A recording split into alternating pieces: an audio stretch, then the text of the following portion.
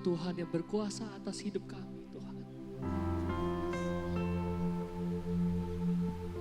Di setiap musim kehidupan kami percaya Engkau masih memegang kendali. Karena itu kami ada di tempat ini, karena kami percaya kepada satu nama Yesus. Dialah Tuhan yang berkuasa memulihkan, menyembuhkan, dan menguatkan kita, menyertai kita dari hari ini. Tuhan yang sama, yang telah mati di atas kayu salib 2000 tahun yang lalu. Dia telah bangkit, hidup, berjalan bersama dengan kita. Tinggal di dalam setiap hati kita. Bapa, ini kami anak-anak-Mu di tempat ini Tuhan. Kami berterima kasih, mengucap syukur atas karya penembusan-Mu yang telah Kau karuniakan kepada kami. Sehingga kami yang mungkin saat ini masih belum layak Tuhan. Tapi Engkau layakkan kami. Mungkin kami yang masih terus jatuh di dalam dosa.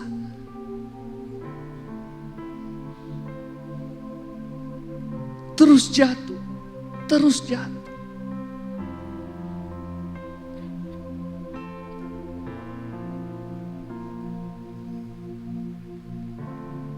Kenapa jatuh? Karena kita terus berusaha untuk bangkit. Bangkit bersama dengan Tuhan. Dia terus menarik kita.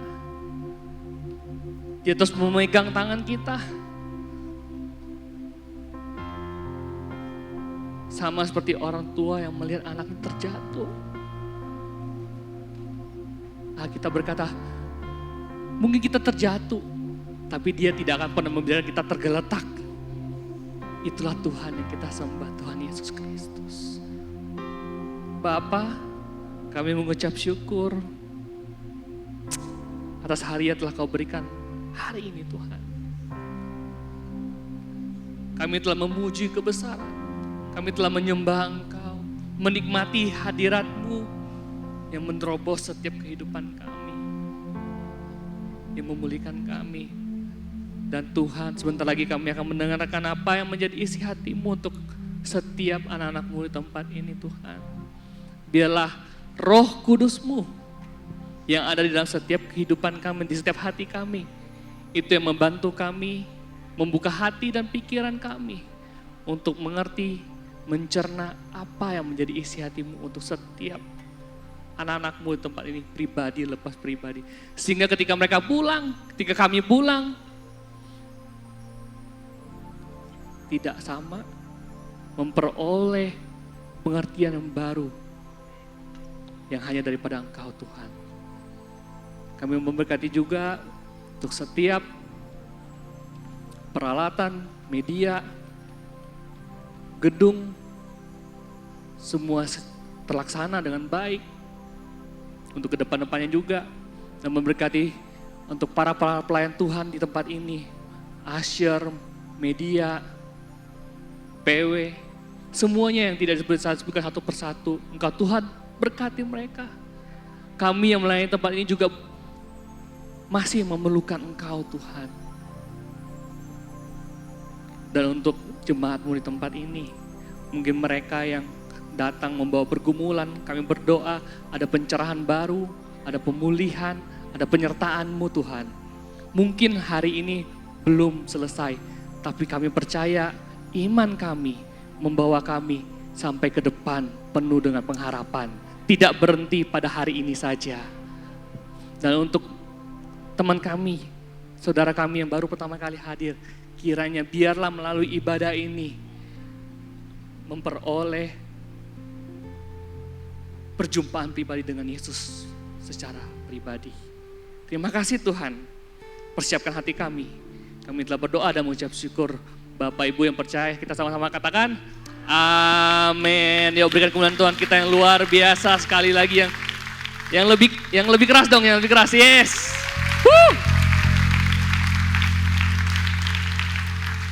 Nice. Thank you semuanya yang telah hadir. Sebelum duduk boleh dong senggol kiri kanannya bilang senang deh berjumpa dengan kamu pada hari ini. Senang berjumpa. Oke, terima kasih untuk tim Present Worship. Untuk semua yang melayani tempat ini. Thank you.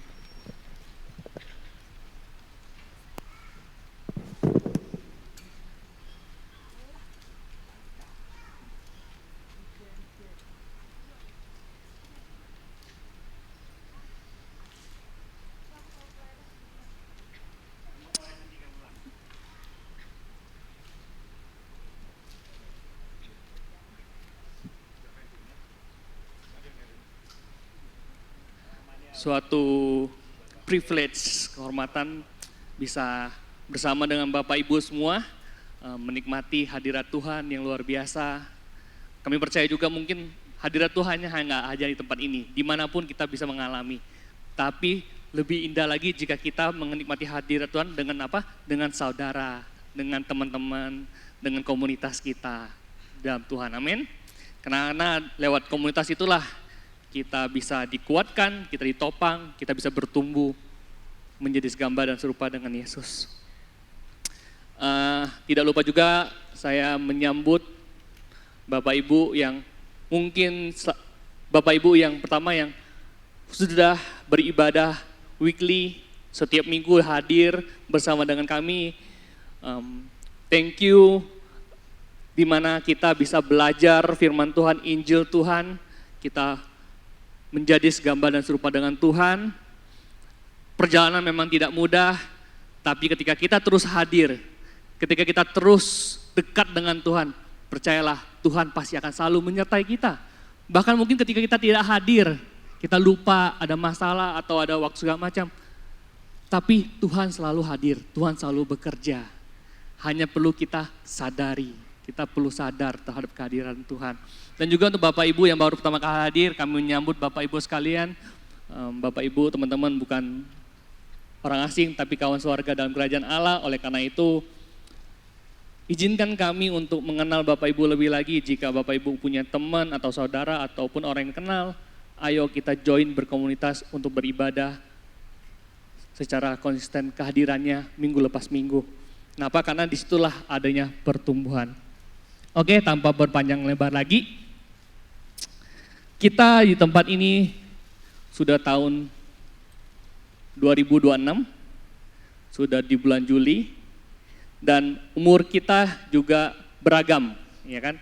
Ada yang sudah hidup mungkin masih 1 bulan, 2 bulan, tapi ada yang juga umurnya sudah mencapai 60, 70, 80 tahun.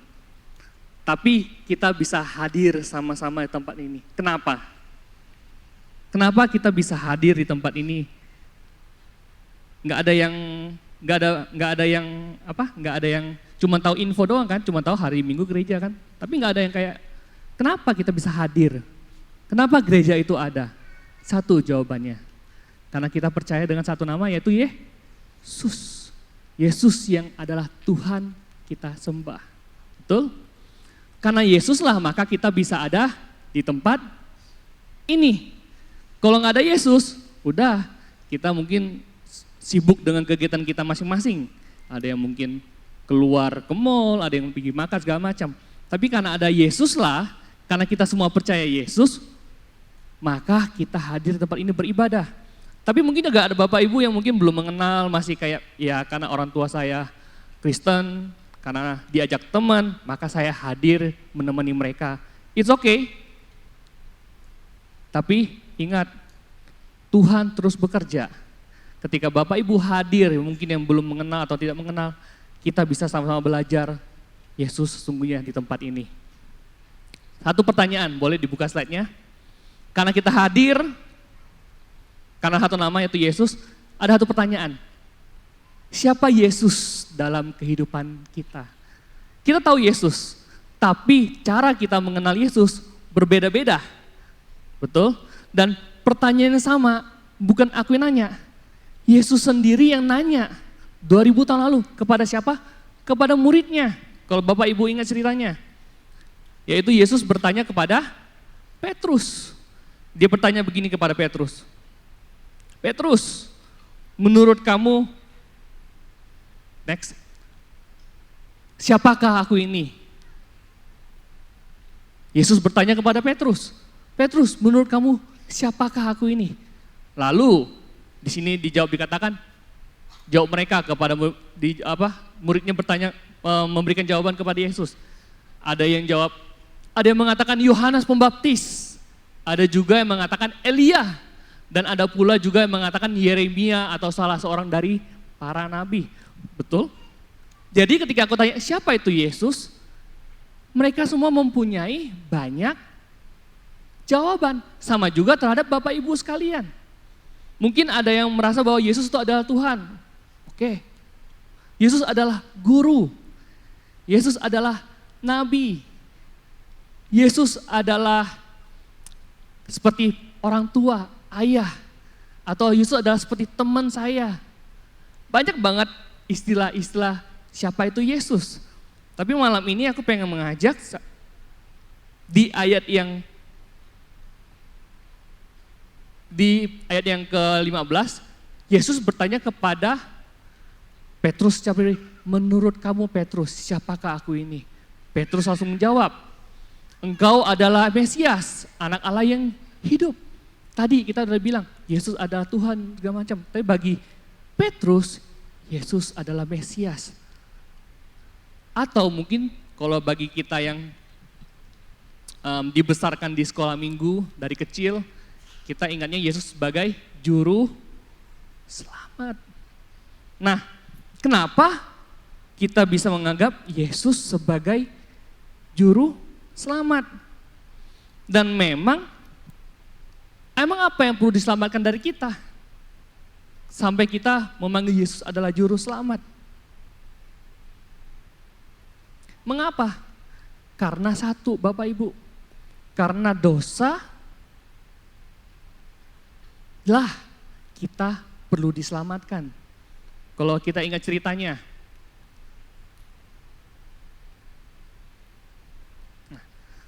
ketika ceritanya pertama kali manusia diciptakan di kitab Kejadian, diciptakan semuanya baik, tapi ketika manusia mulai dicobai oleh iblis, diberikan iming-iming untuk menjadi seperti Tuhan, mulai manusia akhirnya makan buah pengetahuan baik dan jahat yang harusnya dilarang oleh Tuhan.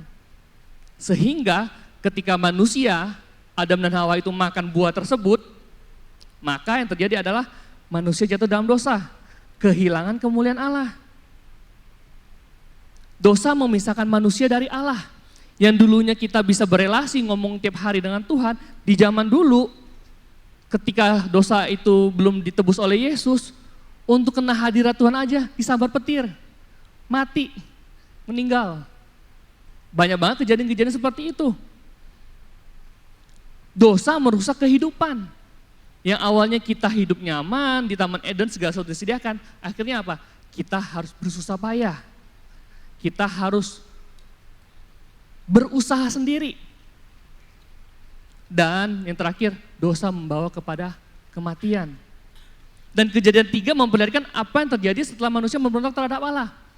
Ketika pertama kali baru Adam dan Hawa makan, yang terjadi adalah manusia menyadari bahwa dirinya telanjang. Manusia merasa takut dan akhirnya bersembunyi. Ketika dicari, Adam berkata, aku menjadi takut karena aku telanjang, sebab itu aku bersembunyi.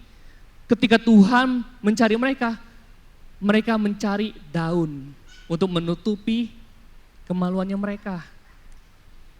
Dosa menghasilkan keterpisahan yang sebelumnya berelasi dengan Tuhan tidak ada rasa malu, tidak ada rasa takut. Tapi ketika mereka ada dosa, hilanglah keterputusan itu. Karena itulah Bapak Ibu, Yesus datang, ya kan? Cerita seperti itu. Yesus datang, mati di atas kayu salib, menebus apa? Menebus dosa kita. Makanya Yesus disebut juru selamat. Dan juru selamat bukanlah sesuatu yang kecil. Kita membutuhkan pengampunannya, kita membutuhkan pertolongannya, kita membutuhkan keselamatan yang hanya dapat diberikan oleh Yesus. Tapi pertanyaannya, apakah Yesus, kita memang butuh juru selamat, tetapi apakah Yesus hanya datang sebagai juru selamat saja, Bapak Ibu?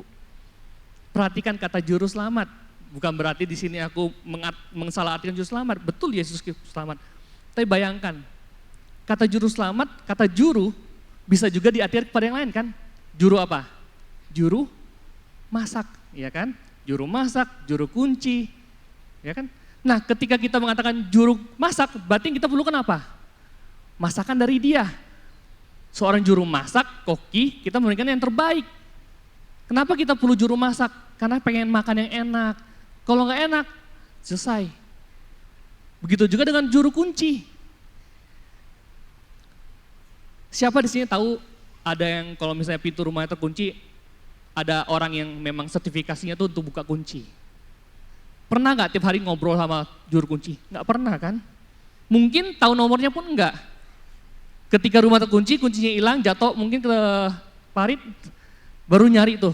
Guys, ada yang bisa bukain kunci pintu gak? Ya kan? Mulai tuh nyari di TikTok, Facebook, juru kunci, buka kunci pintu rumah ya kan?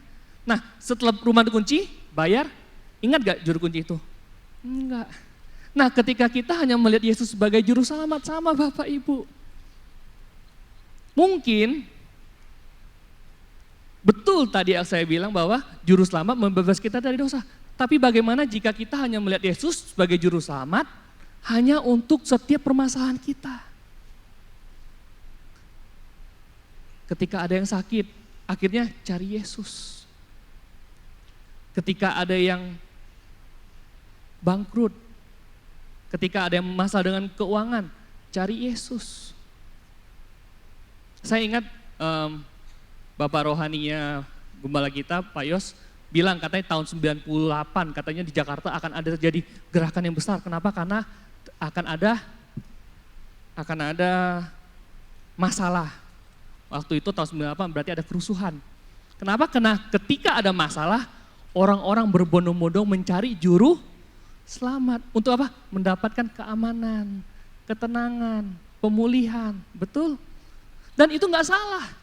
Alkitab juga mengatakan bahwa setiap kita memang bisa bergumul. Setiap kita ketika kita ada pergumulan, permasalahan, bahkan ada kisah juga bilang, Tuhan dekat dengan mereka yang patah hati. Mereka yang membutuhkan dekat. Tapi yang menjadi masalah adalah tadi, ketika kita hanya melihat Yesus sebagai juru selamat. Sama seperti ketika kita melihat juru kunci, juru masak, datang ketika diperlukan.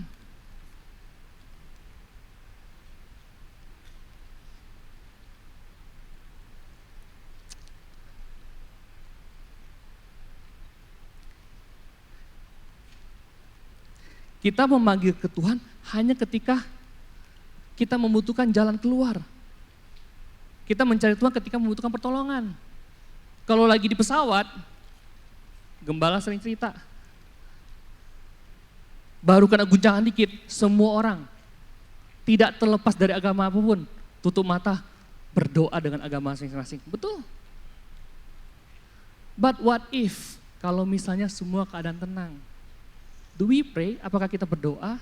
Apakah kita sadar bahwa kita juga ada Tuhan? Nah, balik lagi, yes, Yesus adalah juru selamat. Tapi apakah hanya sebagai juru selamat? Kita menginginkan damai, tapi belum tentu menginginkan sang sumber damai. Kita menginginkan providence, penyediaan, berkat, tapi belum tentu menginginkan sang pemberinya. Kita menginginkan jalan keluar, tapi belum tentu menginginkan yang bisa membawa kita keluar terus menerus. Sama seperti dengan orang tua, anak terhadap orang tua. Berelasi dengan orang tua atau hanya minta uang dari orang tua. Sebaliknya juga orang tua dengan anak. Hanya ingin berelasi dengan anak atau hanya ingin anaknya menjadi sumber kebanggaan. sumber cerita. Pada akarnya, dosa akan membuat manusia lebih mencintai pemberian Tuhan daripada Tuhan itu sendiri. Sekali lagi, pada akarnya dosa akan membuat manusia lebih mencintai pemberian Tuhan daripada Tuhan itu sendiri. Masalahnya adalah muncul ketika pemberian Tuhan, berkat Tuhan, mengambil tempat Tuhan sebagai sumber rasa aman, identitas, dan pengharapan kita. Pekerjaan itu bisa jadi berkat Tuhan. Tapi kalau kita mengutamakan pekerjaan, menggantikan pekerjaan di atasnya Tuhan, keluarga itu berkat. Tapi kita menaruh keluarga di atasnya Tuhan,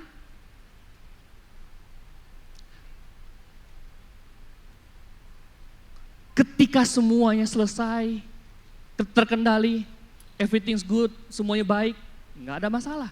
Tapi kalau misalnya ada masalah, kehilangan kendali, mulai yang awalnya keluarga berkat di atas Tuhan, ketika ada masalah di bawah, baru kita cari Tuhan.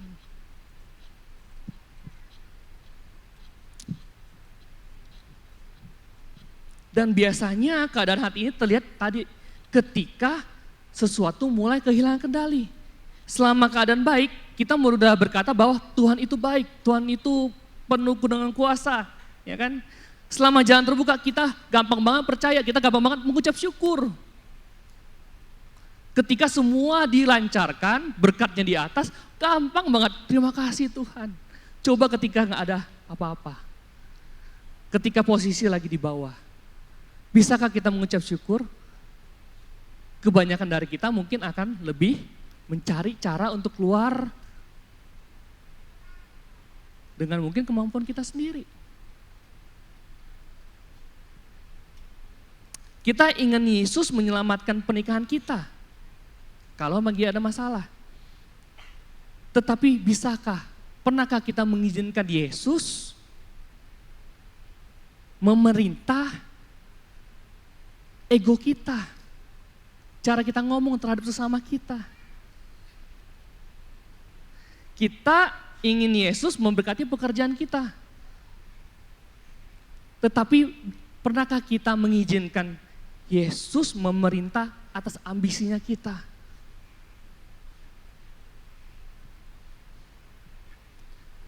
Kita ingin Yesus memulihkan hubungan kita. Tapi apakah kita mengizinkan Yesus memerintah cara kita berkomunikasi? Tadi pagi Pak Sumadi khotbah tentang komunikasi. Paling tinggi kasus perceraian, satu, komunikasi. Kita ingin tadi hubungan kita dipulihkan, pernikahan kita baik. Kita bawa ke Tuhan, tolong pulihkan hubungan saya. Tapi pernahkah kita berpikir mengizinkan Tuhan memerintah atas cara kita ngomong, cara kita memperlakukan sesama kita seperti apa? Karena itulah makanya baru masuk ke judul, bukan judul, ke temanya. Yesus datang sebagai raja. Tadi ketika Petrus berkatakan, ketika Yesus tanya kepada, menurut kamu siapakah aku? Engkau adalah Mesias. Mesias bukan hanya sekedar kita tahu Mesias juru selamat, tapi enggak. Yesus, Mesias adalah berarti yang diurapi, raja yang diurapi. Bahkan ketika Yesus datang sendiri, dia bilang dikatakan apa? Aku memberitakan Injil Kerajaan Allah sebab untuk itulah aku diutus. Yesus bukan hanya datang sebagai juru selamat, tapi dia datang sebagai raja memerintah atas hidup kita Bapak Ibu. Bahkan kalau di kitab Lukas 1:32-33 dikatakan bahwa Tuhan Allah akan mengaruniakan kepadanya tahta Daud. Dan ia akan menjadi raja. Dan kerajaannya tidak akan berhenti, dan itulah raja yang kita sembah, Tuhan Yesus Kristus. Makanya tadi lagunya, judulnya Raja di atas segala raja. Bahkan kalau misalnya Bapak Ibu ingat lihat di bawah, di banner-banner, kita sangat percaya Yesus bukan hanya sekedar juru selamat, tapi Yesus adalah raja yang memerintah dalam setiap hidup kita. Dan itu yang membedakan, kita hanya datang dengan kita diperintah oleh sistem kerajaan Allah.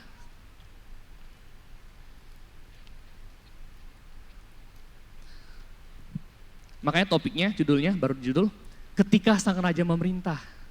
Apakah Yesus yang menyelamatkan saya juga sedang memerintah hidup saya? Kita harusnya mati, istilahnya gitu. Dosa upahnya maut. Kita bersusah payah, mencari sana sini. Tapi Yesus telah mati di atas kayu salib. Dia menggantikan kita sehingga kita masuk ke dalam sistem kerajaan Allah, sistem pemerintahan Tuhan. Tapi pertanyaannya, sudahkah kita diizinkan untuk masuk, dipimpin oleh Yesus yang adalah pemerintah kita?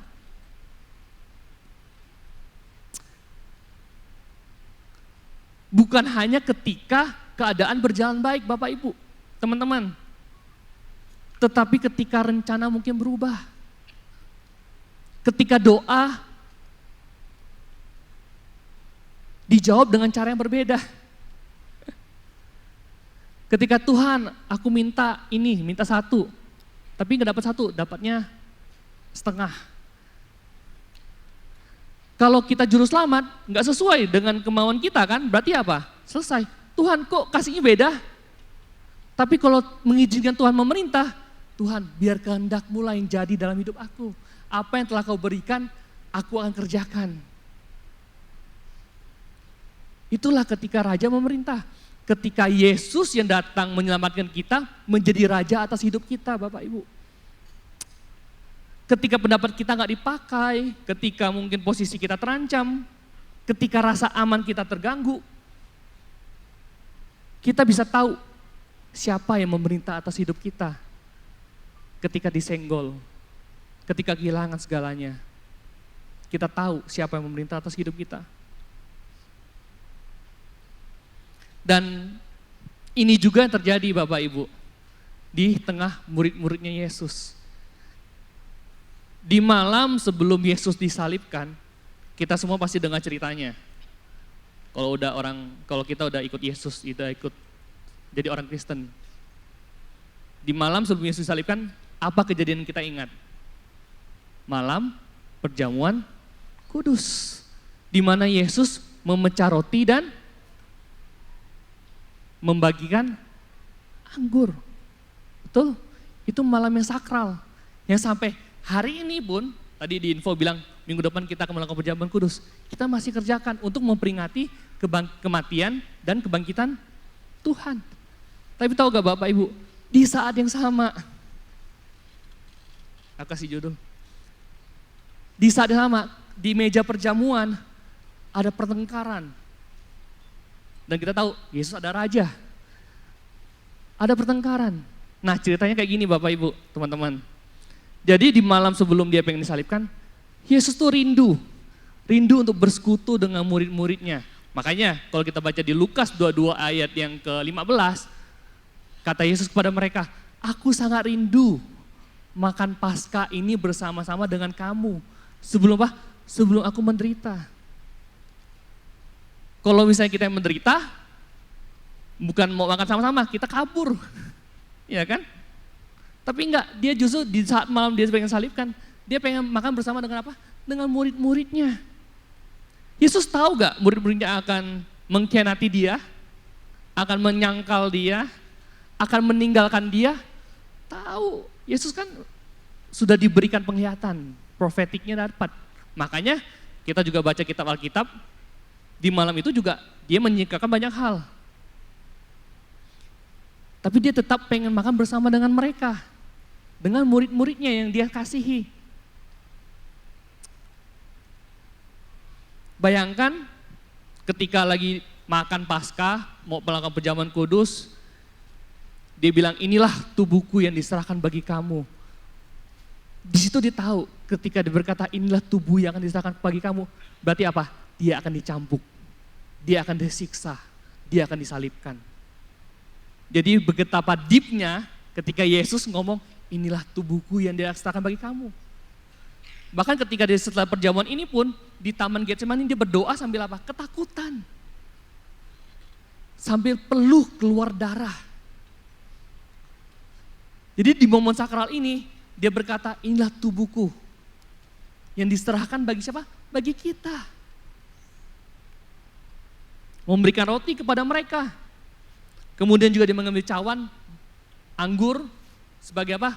Perwujudan darah. Dia tahu darahnya akan dicucurkan, dipaku. Untuk siapa? Untuk murid-muridnya, untuk kita. Sakral.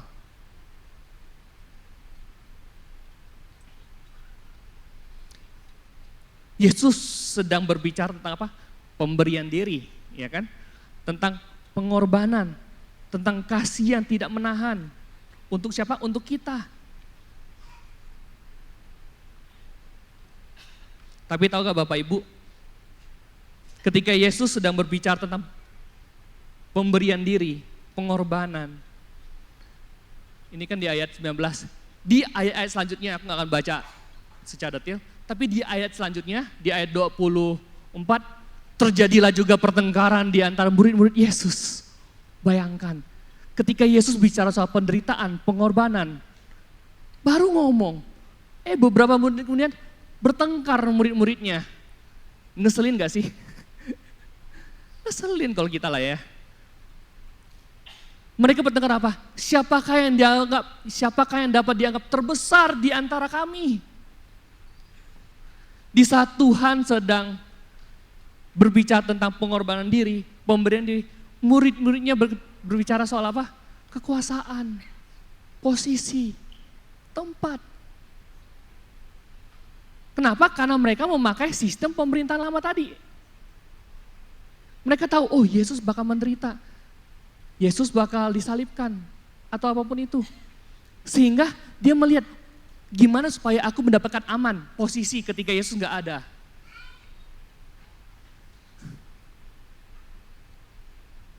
Mencoba memperebutkan tempat, posisi di mana tidak ada kepastian. Di saat Yesus sedang berbicara, ini tubuhku diberikan bagi kamu. Para murid berkata, siapa yang paling besar di antara kita? Begitulah hidup kita Bapak Ibu. Ketika manusia pertama kali jatuh dari dosa, asal muasalnya kan kita di Taman Eden. Kita hidup di bawah pemerintahan Tuhan. Segala sesuatu disediakan, aman, tentram. Tapi ketika kita dicobai iblis, ketika kita mencoba untuk menjadi seperti Tuhan, mempunyai pengetahuan yang baik dan yang jahat, mulai itu kita mencoba mengambil kendali pemerintahan. Yang dulu awalnya kita diperintah oleh Yesus, kerajaan Allah, kita mencoba dipimpin oleh diri kita sendiri. Kita mencoba mengambil kontrol atas hidup kita. Seketika mungkin ketika diberikan kontrol, diberikan kehidupan, ternyata tidak lebih baik ya. Bahkan jadi malu, takut, bersusah payah. Apa yang dirasakan oleh Adam dan Hawa di Taman Eden, rasa aman, tentram, hilang seketika. Mereka akhirnya berusaha dengan sistem dunia, sistem kemampuan kita untuk mencari tempat pembuktian diri, prestasi, dengan kekuatan apa? Kekuatan kita sebagai manusia. Sama juga ini, mereka udah 3,5 tahun bersama dengan Yesus, sudah mengenal, duduk bersama dengan sang raja di meja malam perjamuan. Tapi mereka masih memakai sistem tadi, kontrol diri. Mau mencoba mengambil kontrolnya Tuhan, hidupnya dia cari hitung-hitungan. Memperebutkan tempat siapa yang terbesar. Lalu Yesus ngomong kepada mereka,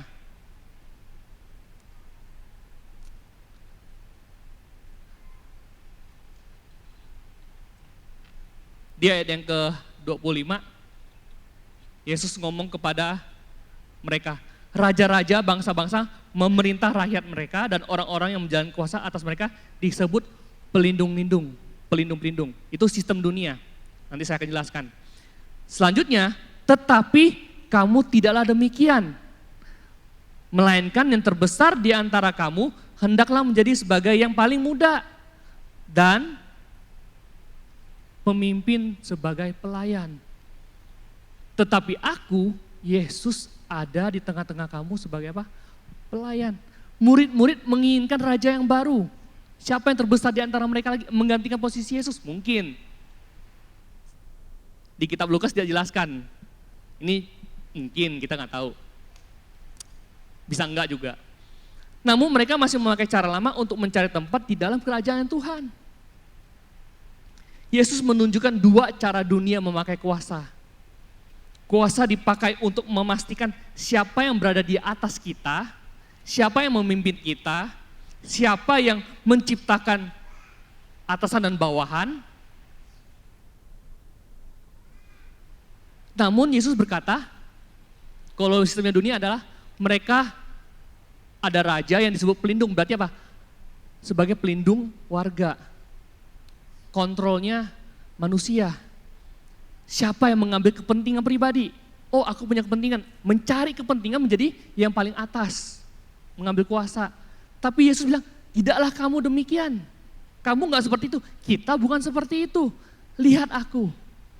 Aku mungkin tidak. Yesus mungkin tidak seperti harapan. Aku mungkin tidak seperti harapan kalian, maaf. Harapan kalian mungkin Yesus itu menjadi apa? Menjadi raja, membebaskan bangsa Israel. Atau mungkin lebih konteksnya, Yesus, kita mengharapkan Yesus sebagai presiden kita. Ya kan? Mungkin bensin bisa turun.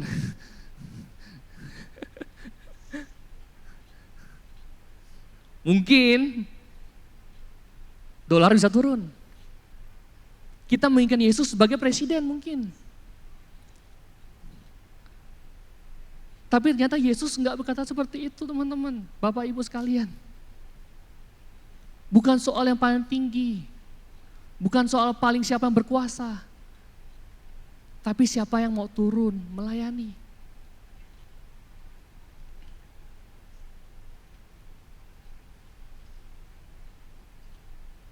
Karena apa? Karena cara Yesus memerintah beda. Beda dengan cara dunia. Cara dunia menghalalkan segala cara, meraup keuntungan sebesar-besarnya dengan cara yang seluas-luasnya. Cara Tuhan berbeda. Pertanyaannya, kita mau pakai cara Tuhan atau cara dunia? Kalau kita minta Tuhan memimpin hidup kita, atau mungkin Tuhan hanya menginginkan apa? Juru selamat. Kalau juru selamat berarti, tolong dong Tuhan, sertai jalanku dengan caranya dunia. No. Makanya biasa dengan kalau kita minta Tuhan sebagai juru selamat, kita akan cari juru selamat di setiap tempat. Karena untuk memenuhi cara kita, cara dunia.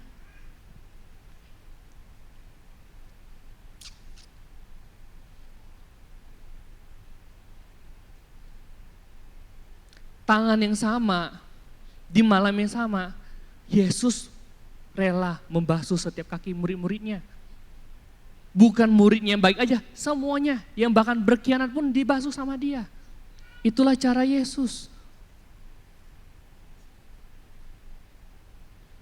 Tapi Bapak Ibu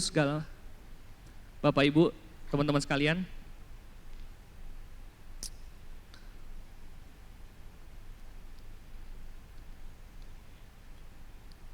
kenapa Tuhan berani memakai cara seperti itu? Kenapa cara pemerintahnya berbeda? Satu, karena dia tahu siapa dirinya. Dia tahu dia datang dari Bapa. Dia tahu dia akan kembali ke Bapa. Karena identitasnya aman. Dia dapat merendahkan diri karena tempatnya aman. Sehingga dia dapat memberikan tempatnya untuk orang lain. Pertanyaannya, apakah kita aman dengan kondisi kita hari ini? Rasa aman ada dua. Satu kita cari, satu kita dikasih. Diwarisin. Satu kita kerja sekeras mungkin, yang satu tunggu aja diberikan. Mau yang mana?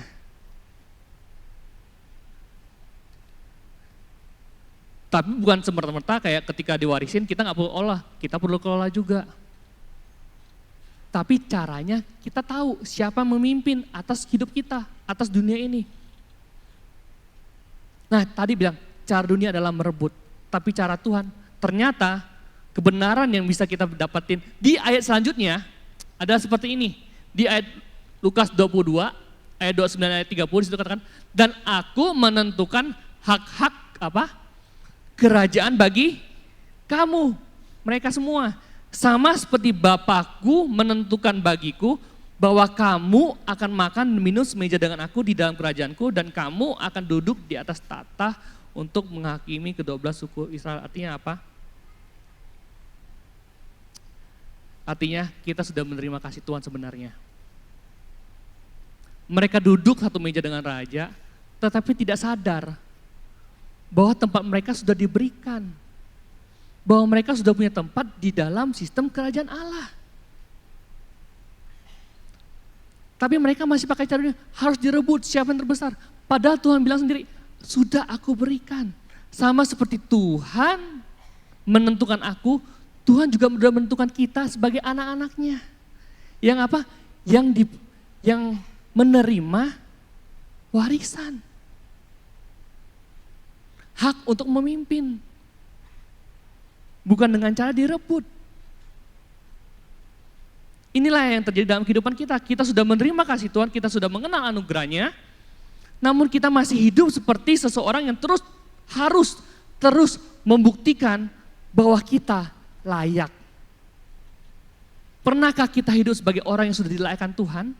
Atau kita hidup sebagai orang yang mengemis minta-minta? Yang terus mencari cara untuk ambisi. Padahal ambisi itu cara dunia.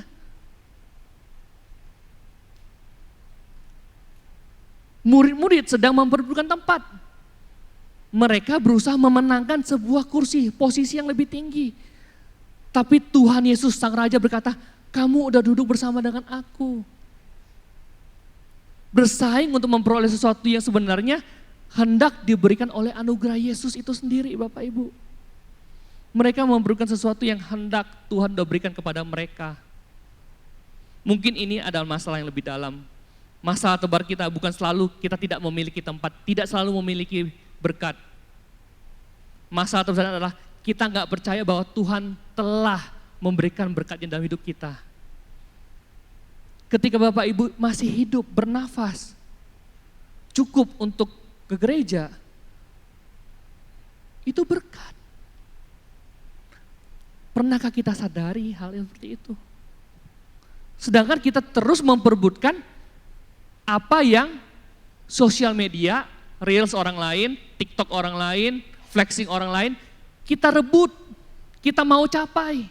Oh dia dapat ini, aku harus lebih tinggi daripada itu. Padahal hidup kita udah diberikan Tuhan cukup. Dari kecukupan itulah kita mengelola lebih baik lagi dibandingkan kita mencari sesuatu yang membuat kita lemah terkadang, gak pernah habisnya, berujung-ujungnya apa? Stres. Mencari sesuatu yang orang lain dapatin. Mau coba merebut. Tapi bisakah kita duduk diam dan percaya bahwa sudah diberikan. Posisi kita, tempat kita, berkat kita, apa yang kita alami hari ini, itu adalah providence, penyertaannya Tuhan. Bisakah kita berpikir seperti itu ketika Sang Raja memerintah atas hidup kita? Sehingga kita tidak takut untuk orang lain berhasil. Kita tidak takut untuk lihat orang lain lebih kaya. Kita tidak takut untuk berkorban. Tidak takut untuk melayani. Tidak takut untuk mengurangi ego. Tidak takut untuk berkorban lebih sedikit daripada mempertahankan ego yang ujung-ujungnya kelahi.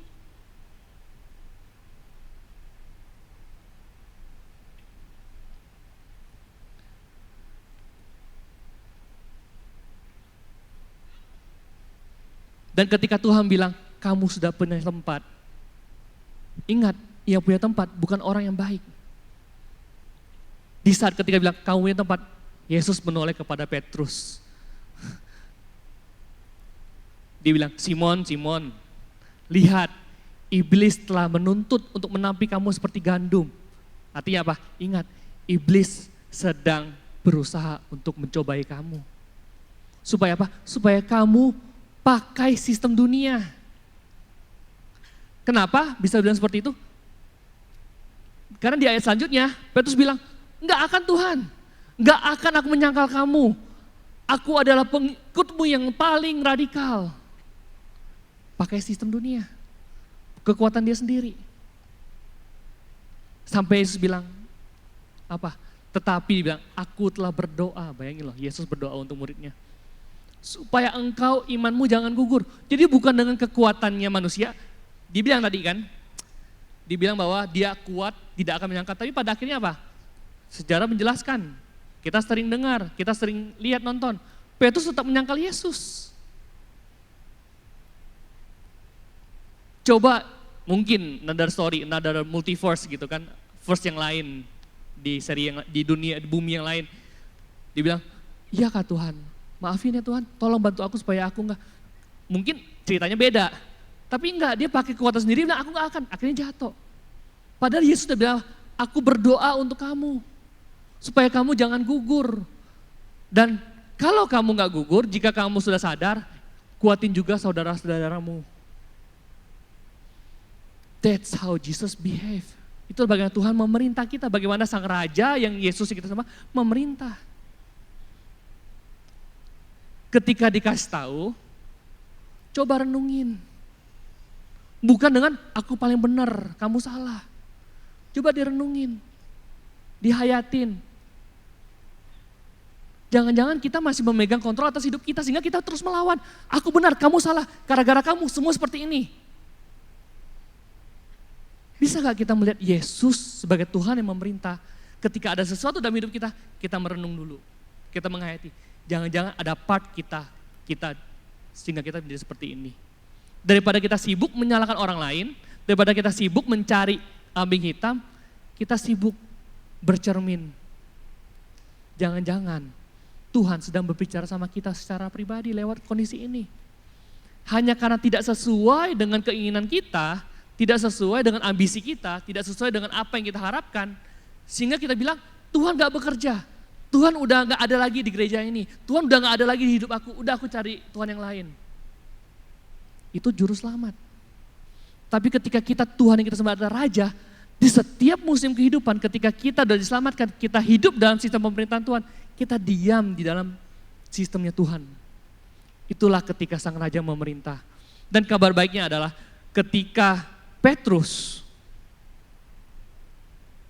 bilang dia tidak akan menyangkal, Yesus menjaga tempatnya. Meskipun dia jatuh dalam dosa, meskipun Petrus menyangkal Yesus 3 kali, ketika ayam berkokok dia sadar. Bukan dengan kekuatannya Petrus, dia jaga tempatnya. Yesus sudah menjaga. Sehingga apa? Sehingga ketika dia balik, masih ada tempat. Masih ada harga. Masih ada rumah.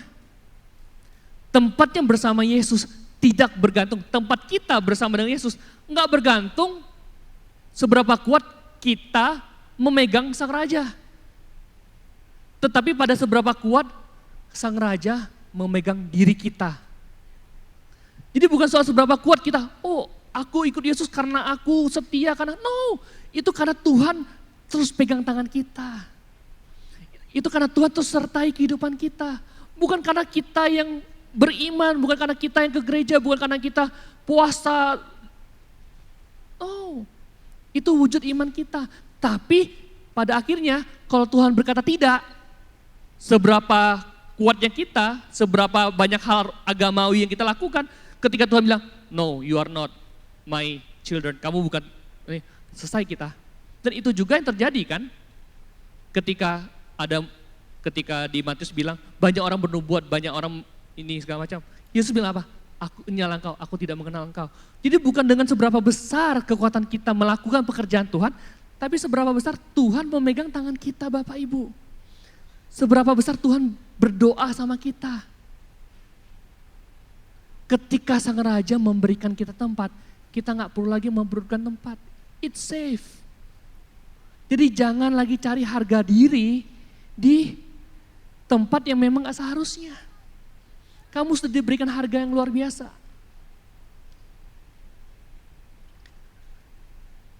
Itulah anugerah.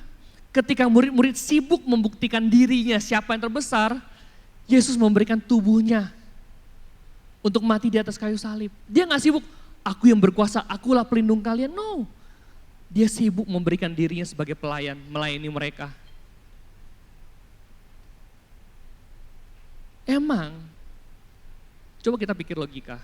Murid-murid Yesus, 12 murid, itu dari keluarga kalangan yang tidak berpendidikan.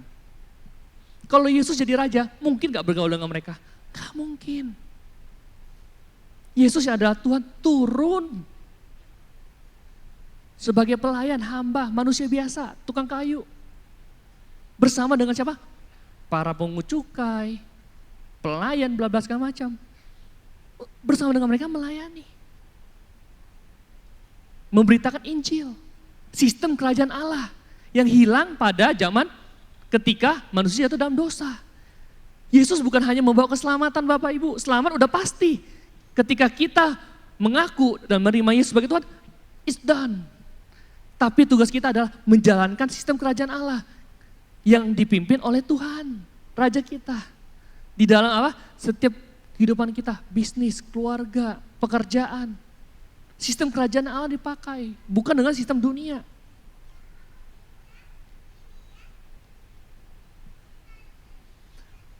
Kalau Yesus datang sebagai raja cara dunia, habis kita semua. Ras kita mungkin ras paling rendah. Dia cari ras yang paling unggul.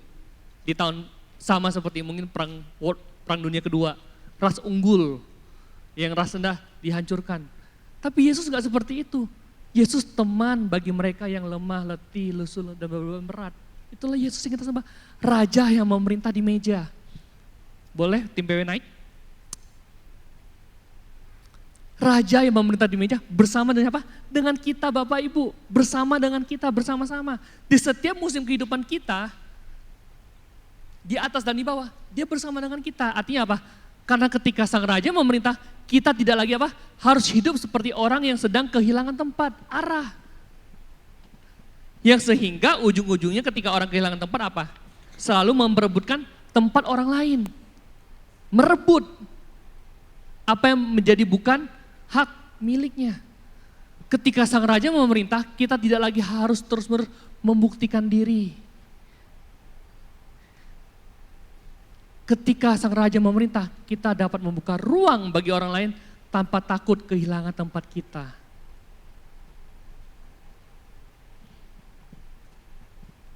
Ketika mungkin dalam perkelahian, dalam perebutan, satu sebenarnya permasalahannya, kehilangan tempat, kehilangan kuasa, kehilangan ego, kehilangan pride. Tapi pertanyaannya, apakah itu milik kita yang harus kita rebut atau yang sudah Tuhan berikan kepada kita terlebih dahulu?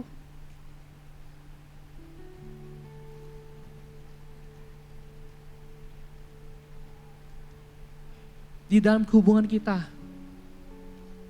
pernikahan kita. Jika ada perbedaan pendapat, apakah kita harus memperebutkan siapa yang benar, siapa yang salah? Atau kita tahu bahwa ada rencana Tuhan dalam pernikahan kita, ada tempat kasih dalam pernikahan kita, sehingga apa? Sehingga kita tidak perlu lagi ngotot. Ngapain kita mementingkan ego ketika ujung-ujungnya ngotot, tonjok-tonjokan. Dalam hubungan dengan pertemanan.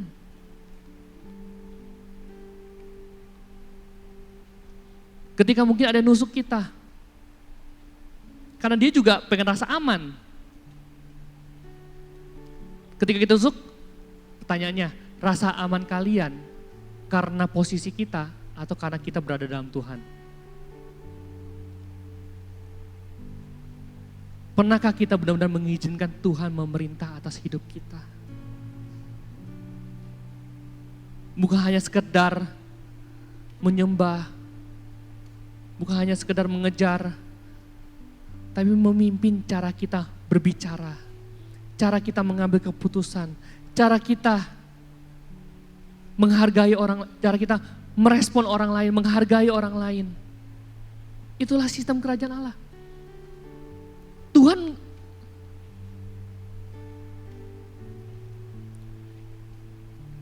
Iblis gak akan takut dengan gereja ramai ketika memakai sistem dunia.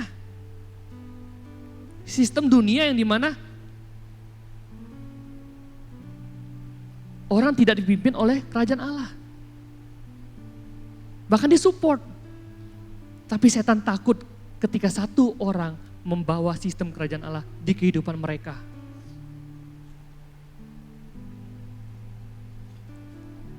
Pertanyaannya, sudahkah kita membiarkan Yesus sebagai Raja memerintah hidup kita? Di pekerjaan, di keluarga, di hubungan pertemanan kita. Cara kita berbisnis, cara kita berbicara, cara kita merespon teman kita. Sudahkah kita mengizinkan Tuhan? Jangan biarkan rasa aman kita bukan karena itu. Rasa aman kita karena kita sudah dalam Tuhan, sudah diberikan. Rasa aman kita bukan karena ambisi kita. Rasa aman kita karena kita sudah di dalam Tuhan. 3 hal yang kita bisa bawa pulang. Ketika Raja memerintah di meja, ingat tempat kita. Sang Raja telah memberikan tempat bagi kita. Jadi ketika ada ego, pertikaian, ingat, Tuhan sudah ada, Tuhan sudah berperkara.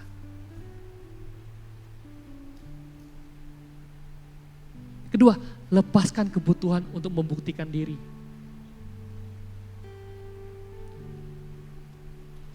Kalian layak, kita semua sudah layak di hadapan Tuhan. Cukuplah mencari prestasi untuk menutupi harga yang kita memang belum sanggup untuk bayar. Jangan mungkin jadikan luka-luka masa lalu, trauma masa lalu untuk apa? Untuk kita tutupin dengan apa? Dengan hal-hal yang mungkin kita bisa capai hari ini.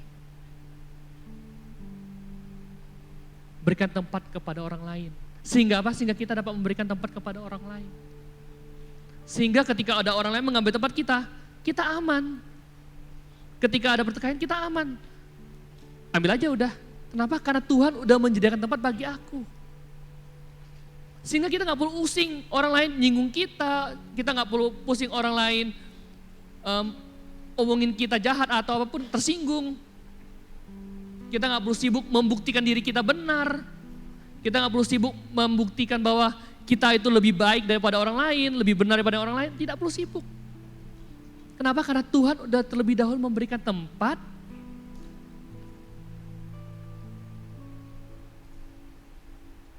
yang kita memang sudah layak di hadapan Tuhan. Kita berbuat baik Bapak Ibu. Bukan karena supaya kita mendapatkan tempat. Bukan supaya kita selamatkan, no. Kita sudah diselamatkan terlebih dahulu, makanya kita berbuat baik. Itulah sistem kerajaan Allah. Kita bukan memberi karena pengen dikasih, kita memberi karena kita sudah diberikan terlebih dahulu tempat oleh Tuhan.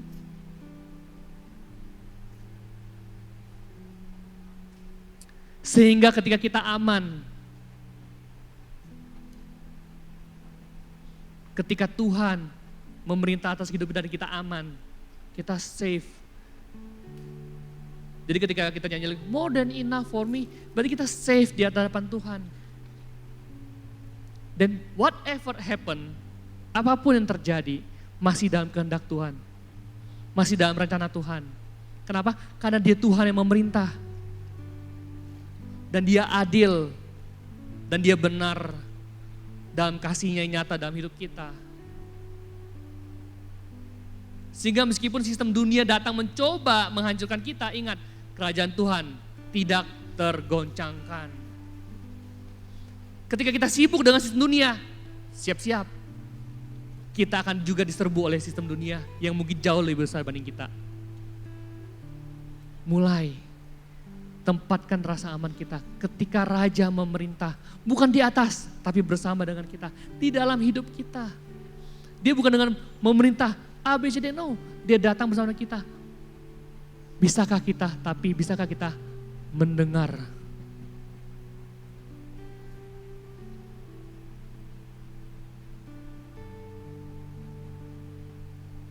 Raja, segala raja. Bukan sekedar juru selamat. Tapi juru selamat yang datang memerintah di dalam setiap kehidupan kita. Karena seberapa besar pun kita memakai kekuatan kita, akan ada kekuatan lebih besar yang coba menjatuhkan kita.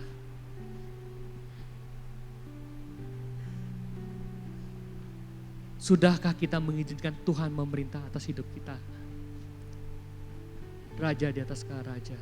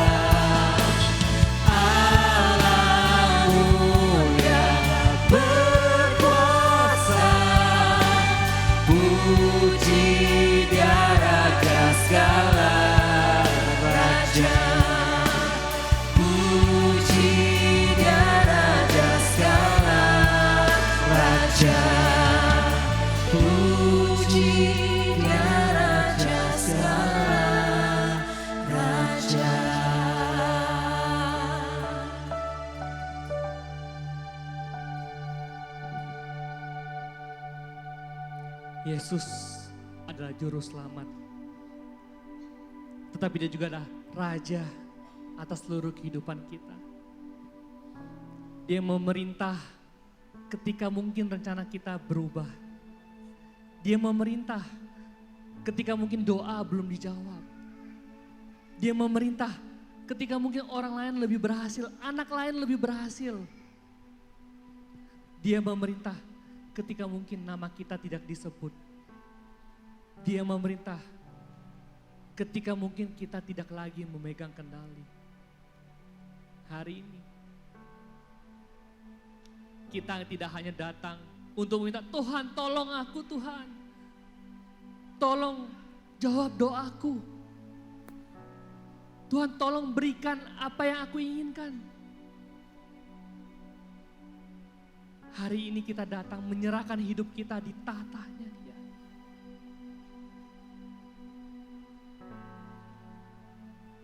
Di dalam sistem pemerintahannya Dia. Karena di sanalah ada rasa aman. Jangan biarkan iblis menggoda dengan tipu muslihatnya. Jangan biarkan iblis mencobai kita dengan cara-cara dunia. Itu mungkin kelihatannya enak, gampang.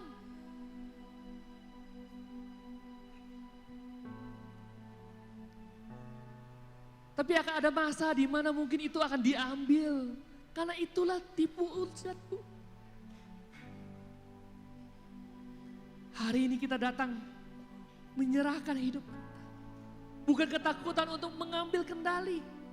Bukan gengsi, posisi, pengakuan. Tapi mengakui bahwa Yesus adalah Raja di atas kita. Yesus yang memimpin, memegang kendali hidup kita. Raja yang melayani. Raja yang memberi diri. Raja yang memberikan tempat. Raja yang menopang orang-orang yang gagal. Yang memegang tangan-tangan yang membutuhkan pegangan. Raja yang telah bangkit. Dan Raja yang telah memerintah selamanya. Mari kita berdiri Bapak Ibu. Mari kita sembah Raja di atas segala raja. Biarlah lewat pengakuan ini, pengakuan bahwa hidup kita di bawah tahta pemerintahan Tuhan. Biarlah rasa secure kita, aman kita, harga diri kita. Semua jadi di tangan pemerintahan Tuhan. Karena itulah rasa aman yang kekal. Kenapa? Karena ketika Sang Raja Yesus Kristus memberikan kita tempat, kita tidak perlu lagi memperebutkan tempat itu. Sudah diberikan kepada kita.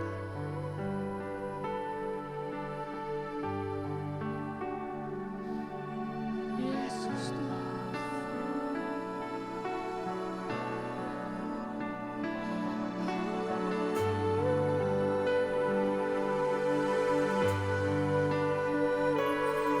Sudahkah Tuhan, izinkan Tuhan memerintah atas kehidupan Bapak? Pekerjaan Bapak, teman-teman, keluarga, setiap keputusan.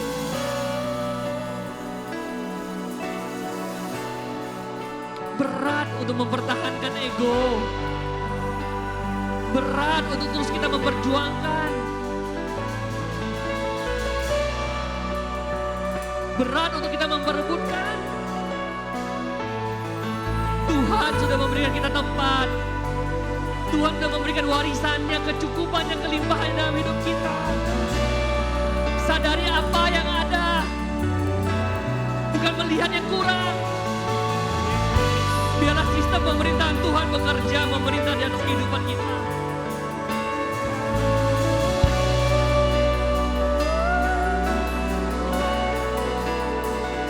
Biar nama Tuhan, biar di kehidupan kita mempunyai tempat untuk nama Tuhan dimuliakan. Supaya di setiap kehidupan kita mempunyai tempat di mana Tuhan, orang lain melihat Tuhan bekerja. Bukan dengan kuat gagahnya kita, tapi dengan kuasanya Tuhan.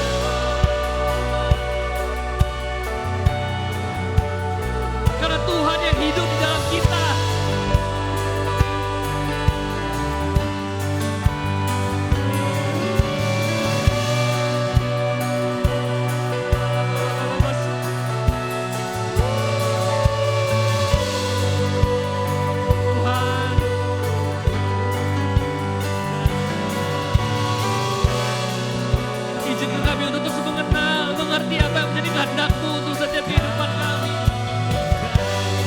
Mengerjakan apa yang menjadi kehendak.